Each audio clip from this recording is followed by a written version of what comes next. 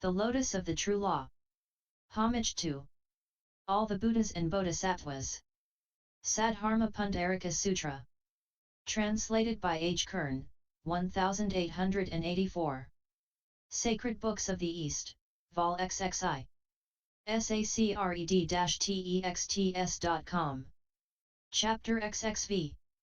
Equals Chapter 26 Watson. Ancient Devotion. Thereupon the Lord addressed the entire assemblage of Bodhisattvas, of yore, young men of good family, at a past epoch, incalculable, more than incalculable eons ago. At that time there appeared in the world a Tathagata named Galadharigargitagasasusvaranakshatra an Arhat, endowed with science and conduct, in the Eon Prayadarsana, in the world Vairocanarisma Pratimandita.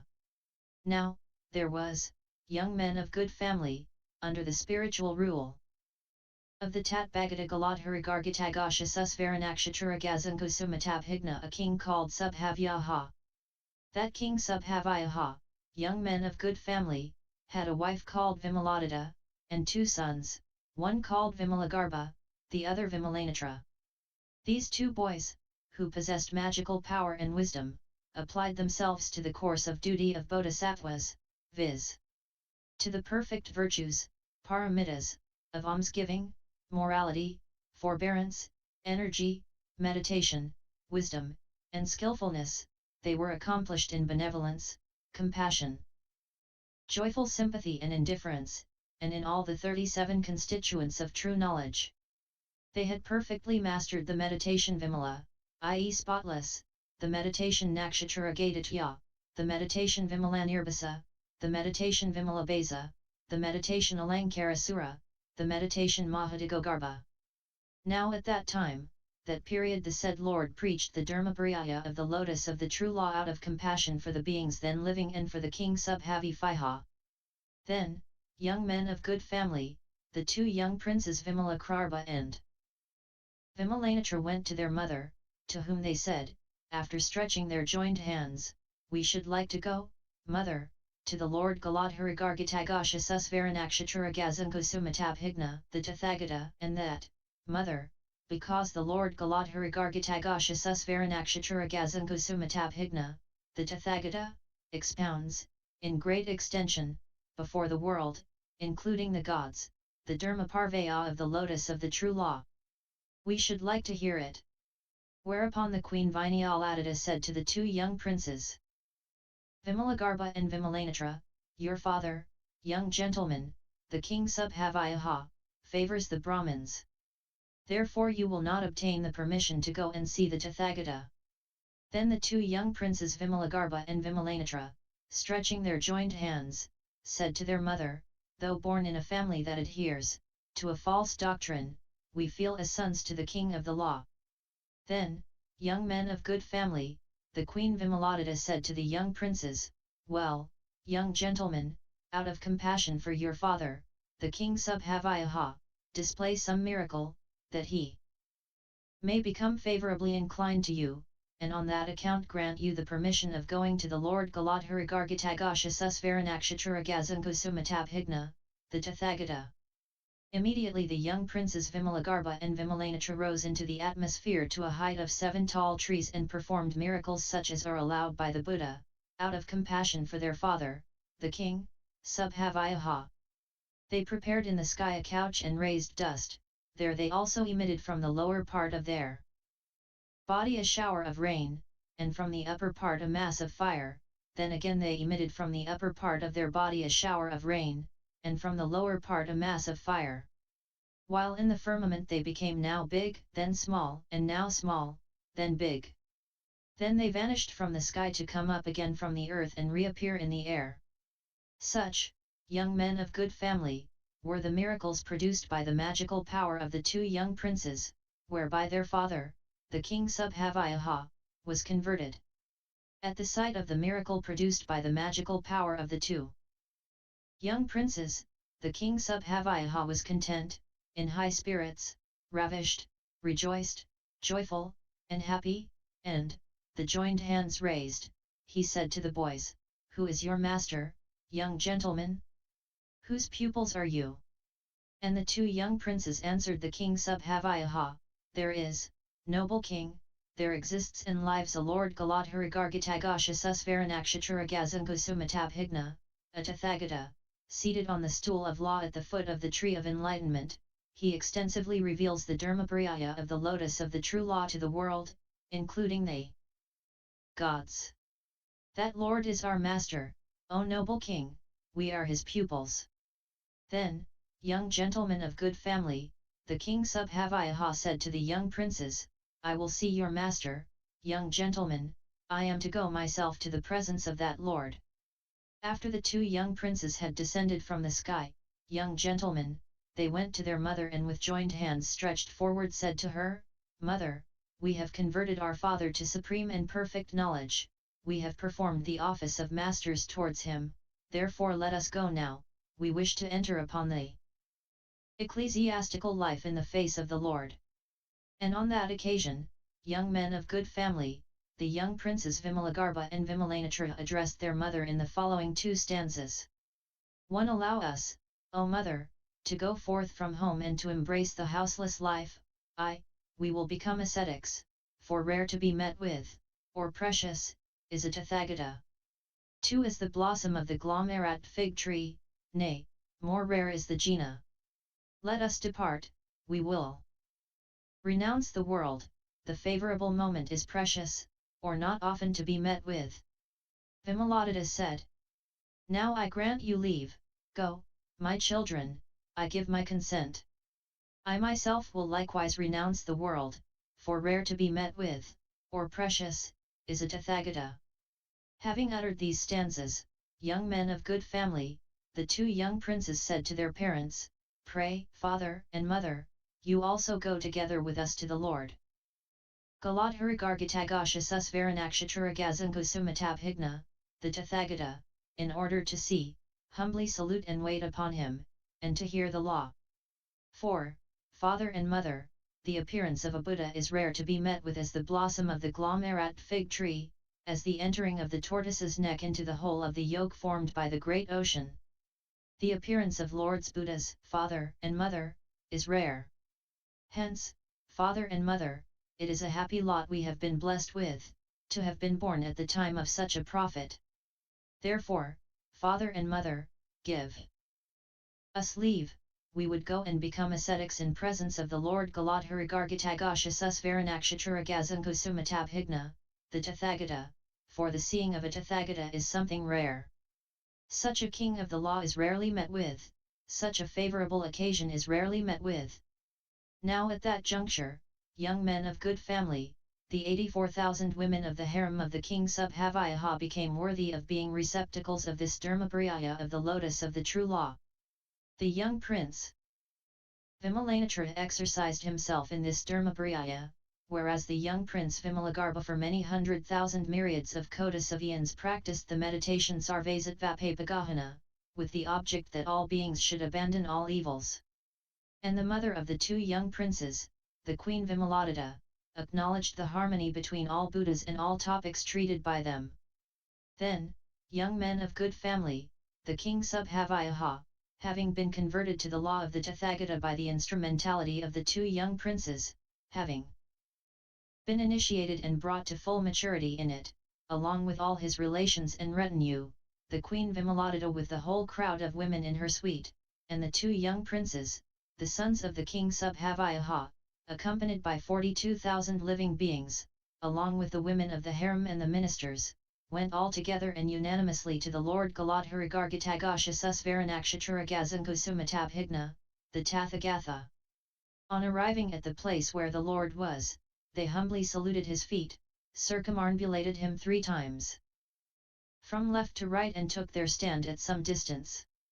Then, young men of good family, the Lord Galadharigargitagasusvaranakshachuragazankusumatabhigna, the Tathagata, perceiving the king Subhavyuha, who had arrived with his retinue, instructed, roused, excited, and comforted him with a sermon. And the king Subhavyuha, young men of good family, after he had been well and duly instructed, roused, excited, and comforted by the sermon of the Lord, was so content, glad, ravished, joyful, rejoiced, and delighted, that he put his diadem on the head of his younger brother and established him in the government, whereafter he himself with his sons, kinsmen, and retinue, as well as the Queen Vimaladatta and her numerous train of women, the two young princes accompanied by 42,000 living beings went all together and unanimously forth from home to embrace the houseless life, prompted as they were by their faith in the preaching of the Lord Galadharigargitagosha Susvaranakshatra Kusumatabhigna, the Tathagata. Having become an ascetic, the king Subhavyuha, with his retinue, remained for 84,000 years applying himself to studying, meditating, and thoroughly penetrating this Dharmaparvaya of the lotus of the true law. At the end of those 84,000 years, young men of good family, the king Subhavyuha acquired the meditation termed Sarvagunalankaravayuha. No sooner had he acquired that meditation, than he rose 7 tals up to the sky, and while staying in the air, young men of good family, the king Subhavyuha said to the Lord Galadharigargitagosha Susvaranakshatra the Tathagata, my two sons, O Lord, are my masters, since it is owing to the miracle produced by their magical power that I have been diverted from that great heap of false doctrines, been established in the command of the Lord, brought to full ripeness in it, introduced to it, and exhorted to see the Lord. They have acted as true friends to me, O Lord, those two young princes who as sons were born in my house, certainly to remind me of my former roots of goodness. At these words the Lord Galadharigargitagosha Susvaranakshatra the Tathagata, spoke to the king Subhavyuha, it is as thou sayest, noble king. Indeed, noble king, such young men or young ladies of good family as possess roots of goodness, will in any existence, state, descent, rebirth, or place I easily find true friends, who with them shall perform the task of a master, who shall admonish, introduce, fully prepare them to obtain supreme and perfect enlightenment.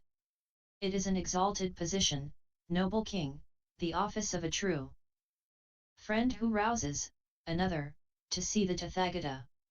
Dost thou see these two young princes, noble king? I do, Lord, I do, Shugata, said the king. The Lord proceeded, now, these two young gentlemen, noble king, will pay worship to 65 times the number of Tathagatas, equal to the sands of the Ganges. They will keep this Dharmaparvaya of the lotus of the true law, out of compassion for beings who hold false doctrines, and with the aim to produce in those beings an earnest striving after the right doctrine. Thereupon, young men of good family, the king Subhavyuha came down from the sky, and, having raised his joined hands, said to the Lord Galadharigargitagosha Susvaranakshatra the Tathagata, please, Lord, deign to tell me, what knowledge the Tathagata is possessed of, so that the protuberance on his head is shining, that the Lord's eyes are so clear, that between his brows the inner circle of hair is shining, resembling in whiteness the moon, that in his mouth a row of equal and close-standing teeth is glittering, that the Lord has lips red as the bimba and such beautiful eyes. As the king Subhavyuha, young men of good family, had celebrated the Lord Galadharigargitagosha Susvaranakshatra the Tathagata, by enumerating so many good qualities and hundred thousands of myriads of kotis of other good qualities besides, he said to the Lord Galadharigargitagosha Susvaranakshatra the Tathagata, it is wonderful, O Lord, how valuable the Tathagata's teaching is, and with how many inconceivable virtues the religious discipline proclaimed by the Tathagata is attended, how beneficial the moral precepts proclaimed by the Tathagata are. From henceforward, O Lord, we will no more be slaves to our own mind, no more be slaves to false doctrine, no more slaves to rashness, no more slaves to the sinful thoughts arising in us. Being possessed of so many good qualities, O Lord, I do not wish to go away from the presence of the Lord. After humbly saluting the feet of the Lord Galadharigargitagosha Susvaranakshatra the Tathagata, the king rose up to the sky and there stood. Thereupon the king Subhavyuha and the queen Vimaladatta from the sky, threw a pearl necklace worth 100,000 gold pieces, upon the Lord, and that pearl necklace no sooner came down upon the head of the Lord than it assumed the shape of a tower with 4 columns, regular, well constructed, and beautiful. On the summit of the tower appeared a couch covered with many 100,000 pieces of fine cloth, and on the couch was seen the image of a Tathagata sitting cross-legged. Then the following thought presented itself to the king Subhavyuha: the Buddha knowledge must be very powerful, and the Tathagata endowed with inconceivable good qualities, that this Tathagata image shows itself on the summit of the tower, an image, so nice, beautiful, possessed of an extreme abundance of good colors. Then the Lord Galadharigargitagasha Susvaranakshatra the Tathagata, addressed the 4 classes, and asked, "Do you see, monks, the king Subhavyuha who, standing in the sky, is emitting a lion's roar?" They answered, "We do, Lord." The Lord proceeded, "This king Subhavyuha, monks, after having become a monk under my rule shall become a Tathagata in the world, by the name of Sailendravaraga, endowed with science and conduct, in the world Vistiratavati, his epoch shall be called Abhyajataraga. That Tathagata Sailendravaraga, monks, the Arhat, shall have an immense congregation of bodhisattvas, an immense congregation of disciples. The said world Vistarnavati shall be level as the palm of the hand, and consist of lapis lazuli. So he shall be an inconceivably great Tathagata. Perhaps, young men of good family, you will have some doubt, uncertainty, or misgiving, and think that the king Subhavyuha at that time, that juncture, was another. But you must not think so, for it is the very same Bodhisattva Mahasattva Padmasri here present, who at that time, that juncture, was the king Subhavyuha. Perhaps, young men of good family, you will have some doubt, uncertainty, or misgiving, and think that the Queen Vimaladatta at that time, that juncture, was another. But you must not think so, for it is the very same Bodhisattva Mahasattva called Vairocanarisma Pratimanditaraga, who at that time, that juncture, was the Queen Vimaladatta, and who out of compassion for the king Subhavyuha and the creatures had assumed the state of being the wife of king Subhavyuha. Perhaps, young men of good family, you will have some doubt, uncertainty, or misgiving, and think that the 2 young princes were others. But you must not think so, for it was Vaishajiraga and Vaishajiragasamudgata, who at that time, that juncture, were sons to the king Subhavyuha. With such inconceivable qualities, young men of good family, were the Bodhisattvas Mahasattvas Vaishajiraga and Vaishajiragasamudgata endowed, they, the 2 good men, having planted good roots under many 100,000 myriads of kotis of Buddhas. Those that shall cherish the name of these 2 good men shall all become worthy of receiving homage from the world, including the gods. While this chapter on ancient devotion was being expounded, the spiritual insight of 84,000 living beings in respect to the law was purified so as to become unclouded and spotless. End LSX 25.